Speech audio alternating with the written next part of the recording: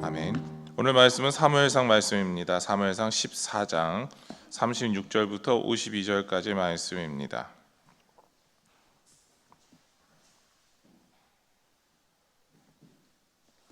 사무엘상 14장 36절부터 52절까지 말씀, 하나님과 동행하기라는 제목으로 이 시간 우리 같이 하나님 말씀 받겠습니다. 36절부터 52절까지 말씀 같이 한 절씩 교독하도록 하시겠습니다.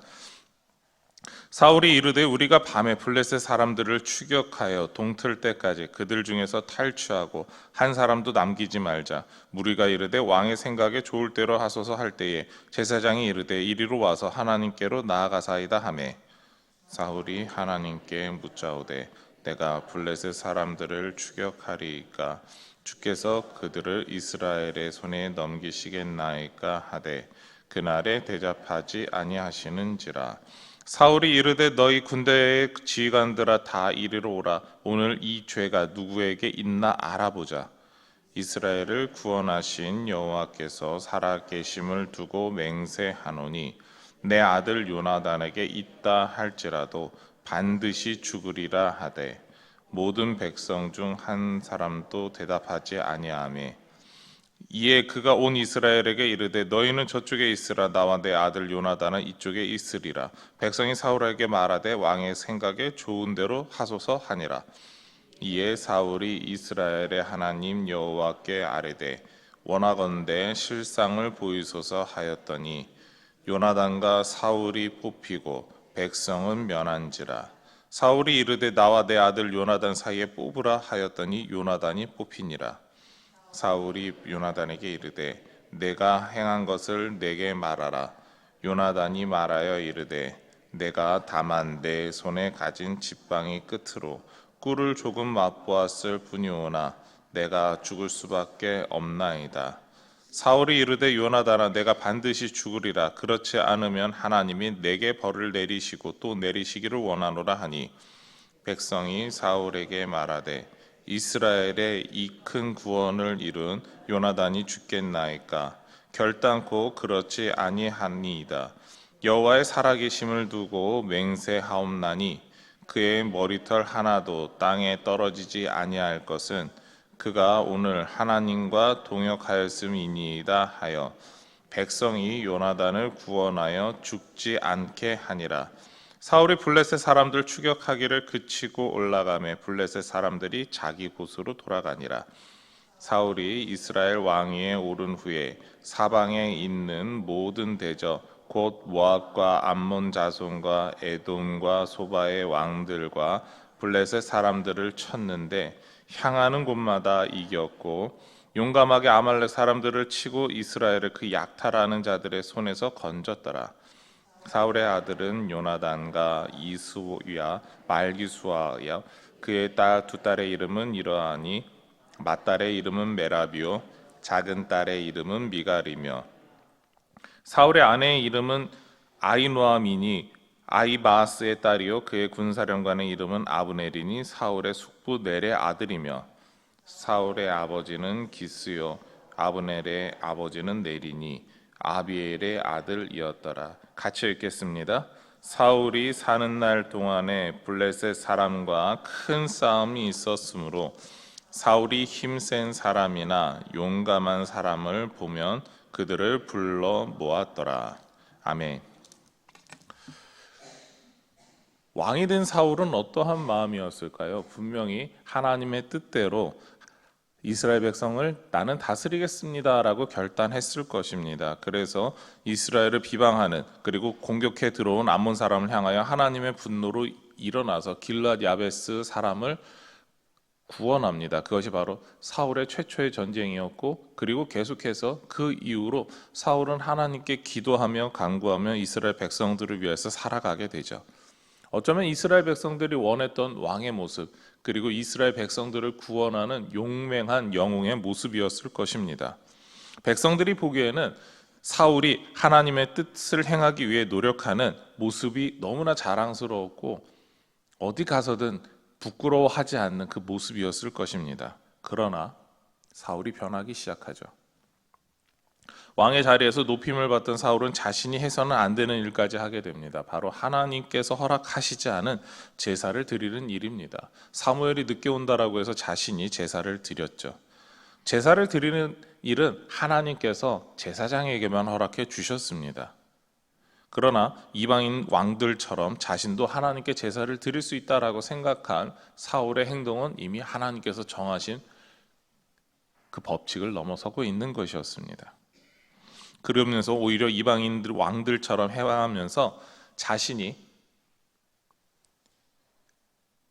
왕의 권위를 유지하기를 원했던 것이죠. 인간의 방법으로 인간의 뜻대로 자신의 권력을 유지하고자 한 것이었습니다.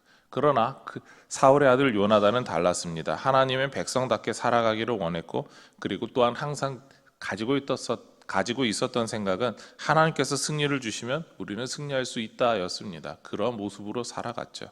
두 사람이 살아가는 모습이 13장과 14장에서 나오고 오늘이 그 결말에 해당하는 모습으로 보입니다. 무엇보다도 하나님께서 원하셨던 모습에 대해서 우리가 이 두 사람의 모습을 통해서 다시 한 번 더 고민하기를 원합니다. 하나님께서는 사울의 여러 질문에 대해서 대답을 해 주셨습니다. 그렇지만 하나님께 묻는 여러 가지 질문에 대해서 하나님께서 답을 하시지 않은 적도 있습니다. 37절을 보게 되면 사울이 하나님께 묻자오되 내가 블레셋 사람들을 추격하리이까 주께서 그들을 이스라엘의 손에 넘기시겠나이까 하되 그날에 대답하지 아니하시는지라. 사울은 지금껏 하나님의 말씀에 순종하는 척 했습니다. 하나님이 필요할 때만 하나님을 찾는 척 했습니다. 그리고 오늘 말씀에서도 제사장이 제안을 하죠. 우리가 블레셋 사람들과 계속해서 전쟁하기 전에 하나님의 뜻을 한번 구해봅시다 라고 했을 때 사울은 당당히 하나님 뜻을 구하는 사람인 것처럼 나섰습니다. 그리고 하나님께 기도하죠. 우리가 블레셋 사람들을 쳐도 되겠습니까에 대한 하나님의 응답은 아무런 답이 없었다라는 것이죠. 그때 우리가 생각해 보아야 될 것은 도대체 무슨 문제가 있을까라고 하는 것보다 질문하는 나 자신에게 무슨 문제가 있지 않을까에 대한 고민을 해야 합니다. 그러나 사울은 그렇게 하지 않습니다.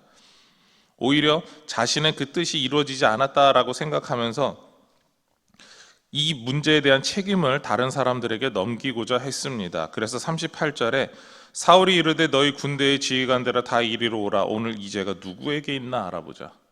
하나님께서 응답하시지 않는 것, 그것이 바로 우리들 모두에게 있다라고 하면서 지휘관들을 불러 모았습니다. 그리고 제비를 뽑았죠. 사울과 요나단이 뽑히고 최종적으로 요나단이 뽑혔습니다.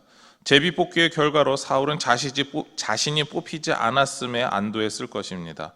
동시에 왜 요나단인가에 대한 의문이 있었을 것입니다. 그리고 자신의 아들 요나단을 신문하였습니다. 왜 너가 뽑혔는지 너는 알겠느냐라고 물어보았죠. 그리고 요나단은 금식령에 대해서 듣기 전에 꿀을 찍어 먹었다라고 이야기를 합니다. 우리가 이야기를 할 때 이렇게 생각하고 말할 수가 있습니다. 어떠한 이유에 대해서 듣지 못하였을 때 그 죄를 범한 사람에 대해서 우리가 죄에 대한 책임을 물을 수 있을까라는 것이죠. 사울은 죄에 대한 책임을 물었습니다. 너가 잘못했다라는 것이죠. 그래서 사울은 요나단을 향해 이렇게 말합니다. 44절입니다. 사울이 이르되 요나단아 내가 반드시 죽으리라. 그렇지 않으면 하나님이 내게 벌을 내리시고 또 내리시기를 원하노라 하니. 한번 생각해 보시기 바랍니다. 정상적인 아버지라면은 내 아들이 못 들었으니까 내 아들을 용서해 달라고 하나님께 지금 엎드려야 되는 상황입니다. 자신이 그리고 하나님의 뜻대로 해서 계속해서 이스라엘 백성을 다스리겠다라고 말은 했지만 실제로 그렇게 하지 못함에 대해서 하나님께 나아가야 되는 때였습니다. 그러나 사울이 선택한 건 무엇입니까? 자신의 아들을 죽이겠다라고 이야기하고 자신의 아들을 죽이지 않으면 하나님께서 나를 심판하실 것이다라고 하는 끔찍한 이야기를 하고 있습니다. 이러한 호통은 오히려 자신의 아들을 보호하지 못하는 그 행동은 공개적으로 아들을 모욕하는 것입니다. 인격적으로 무시하고 어쩌면 다음에 왕이 될 수 있는 이 요나단에게 결격 사유를 남겨서 왕이 되지 못한다라고 하는 그런 공개적인 망신을 주는 겁니다. 무엇보다 사울이 금식령을 내린 것은 사울이 하나님의 뜻이 아니라 자신의 왕권을 강화해 보려고 했던 인간적인 시도였습니다. 이 시도에 대해서 하나님의 권위를 악용해서 자신의 뜻을 관철시켰던 것이죠. 사람들이 보기에 사울은 하나님의 능력을 받고 하나님의 뜻대로 행하는 왕이었기 때문에 그 모습을 악용한 것입니다. 자신의 아들을 이렇게 몰아세우고 당장 죽여야 한다라고 외치고 있었던 것이죠. 요나단의 목숨이 위급해졌을 때 요나단을 보호한 사람들이 있었습니다. 그것은 바로 모든 백성들이었습니다. 45절 말씀을 보면 백성이 사울에게 말하되 이스라엘의 이 큰 구원을 이룬 요나단이 죽겠나이까 결단코 그러지 아니하니이다. 여호와의 살아계심을 두고 맹세하옵나니 그의 머리털 하나도 땅에 떨어지지 아니할 것은 그가 오늘 하나님과 동역하였음이니이다 하여 백성이 요나단을 구원하여 죽지 않게 하니라. 백성들은 요나단이 오히려 하나님의 뜻을 행한 사람이라고 변호하고 있습니다. 요나단을 죽이는 것이 하나님의 뜻이 아니다라는 것이죠. 하나님의 뜻대로 행동한 요나단이 큰 구원을 이스라엘에게 주었고 하나님과 동역함이 요나단의 그 모든 전쟁 상황을 통해서 증명되었다라는 것이죠. 이런 백성들의 주장은 사울이 요나단에게 더 이상 해를 가하지 못하도록 만든 것입니다. 백성들의 외침은 하나님의 뜻이 아닌 인간의 뜻대로 행하고 있는 사울을 향한 외침이었습니다. 사울이 하나님의 뜻대로 행하고 있지 못하다라고 하는 하나님의 그러한 현명한 답이 지금 백성들의 입을 통해서 선포되고 있는 것이죠. 그런데 안타깝게도 사울은 이러한 하나님의 선포를 듣지 못합니다.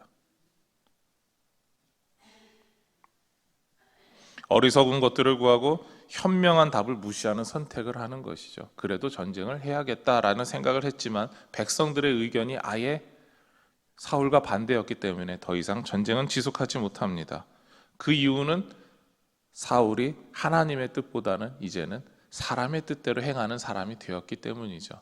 사람들의 마음이 떠나서 사람들의 생각이 아니니까 더 이상 할 수 없겠구나라고 하면서 전쟁을 더 이상 하지 않습니다.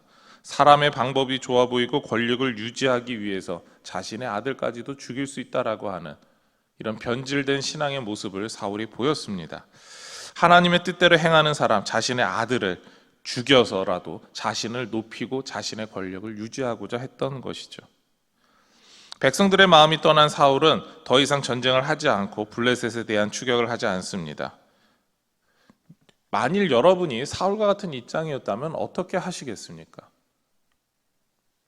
자신의 아들을 죽여서라도 전쟁을 하는 게 맞았을까요? 아니면 포기하는 게 맞았을까요? 우리는 포기하는 게 맞았을 것이다 라고 말합니다. 그리고 거기서만 멈출 것이다 라는 거죠.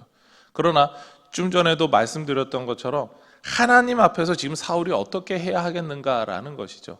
백성들의 뜻이었지만 그 가운데 들렸던 하나님의 음성을 계속 무시하는 게 맞을까요? 아니면 하나님의 뜻대로 행하지 못한 자신의 잘못에 대해서 오히려 회개하고 나아가야 됐을까요?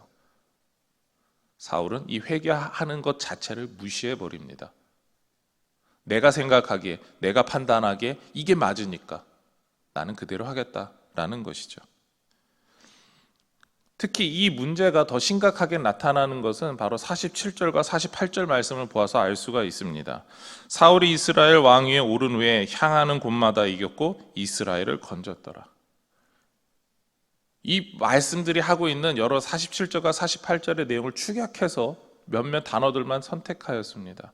무엇입니까? 하나님이 도와주시지 않고 인간의 생각과 인간의 방법대로 나가서 사울이 자신이 가지고 있는 능력으로 지금 자신이 갖고 있는 것을 통해서 전쟁을 했을 때 이겼다라는 것이죠.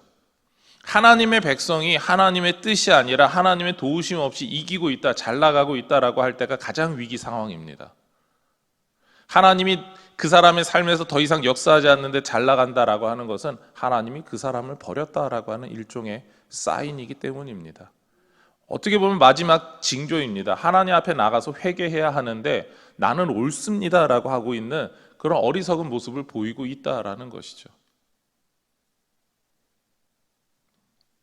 인간적으로 이 전쟁에 능한 사울 왕은 하나님이 더 이상 나를 사랑하시고 이끌어 주신다는 것을 깨닫지 못했습니다. 그것이 마지막으로 드러난 모습이 52절입니다. 사울이 사는 날 동안에 블레셋 사람과 큰 싸움이 있었으므로 사울이 힘센 사람이나 용감한 사람을 보면 그들을 불러 모았더라. 사울이 하나님의 힘을 의지한 것이 아니라 사람의 지혜와 방법을 통해서 전쟁을 행해 왔다라고 하는 것을 보여주는 마지막 증거입니다. 사울은 더 이상 이제 하나님의 뜻대로 사는 사람이 아니다라는 것이죠. 하나님께 기도하고 하나님의 뜻을 묻고 하나님의 뜻대로 어떻게든 해보려고 했던 그런 모습이 아닙니다.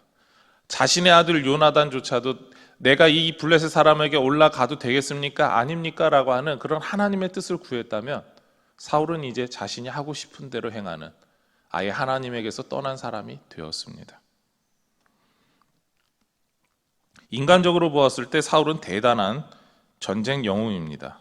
그러나 신앙의 눈으로 하나님 앞에서 보게 된다면 사울은 이미 하나님에게서 버림받은 사람입니다.